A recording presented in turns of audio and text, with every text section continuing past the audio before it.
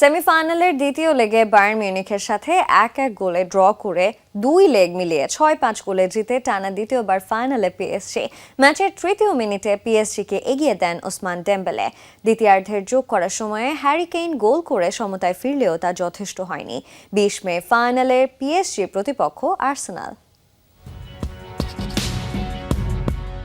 ফাইনালে যেতে হলে ঘরের মাঠ মিউনিখের আলিয়াঞ্জ অ্যারেনায় বায়ার্ন মিউনিখকে জিততে হতো 2 গোলের ব্যবধানে।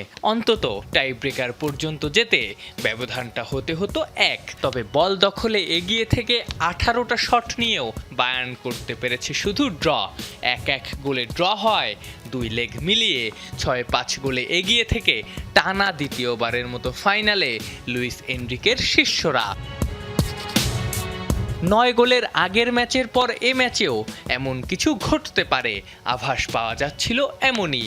ম্যাচের তৃতীয় মিনিটেই এগিয়ে যায় প্যারিস সেন্ট জার্মেই। খাভিচা খাভারাৎসখেলিয়ার পাসে পায়ের শটে গোল করেন ওসমান দেমবেলে, আর এই অ্যাসিস্টে দারুণ এক কীর্তি গড়লেন খাভারাৎসখেলিয়াও। এই জর্জিয়ানি প্রথম খেলোয়াড় যিনি চ্যাম্পিয়ন্স লিগের এক আসরে নকআউট পর্বে টানা 7 ম্যাচে গোল অথবা অ্যাসিস্ট করলেন।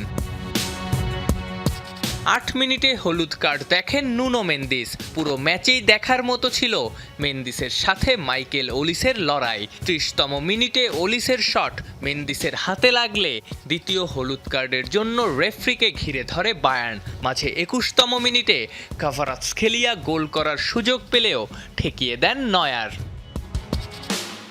প্রথমার্ধে একটা পেনাল্টির আবেদনও করেছিল স্বাগতিকরা। পিএসজির জোয়াও নেভেসের হাতে লাগলেও সেই আবেদনে সাড়া দেননি রেফরি। প্রথমার্ধে গোলমুখে মাত্র একটা শট নিতে পারে বায়ার্ন।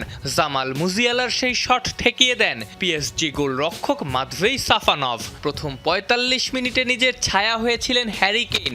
ওলিসেকেও এক প্রকার বোতলবন্দি করে রেখেছিলেন মেন্দিস। দ্বিতীয়ার্ধের প্রথম 20 মিনিটেই 3টা সুযোগ পেয়ে যায় পিএসজি, কিন্তু বর্তমান চ্যাম্পিয়নদের বারবার হতাশ করেন নয়ার।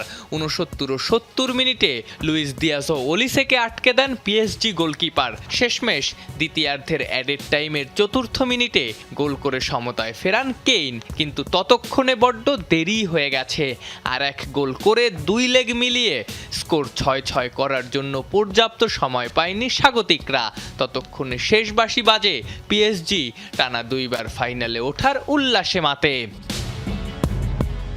আফনান পিয়াল, যমুনা স্পোর্টস।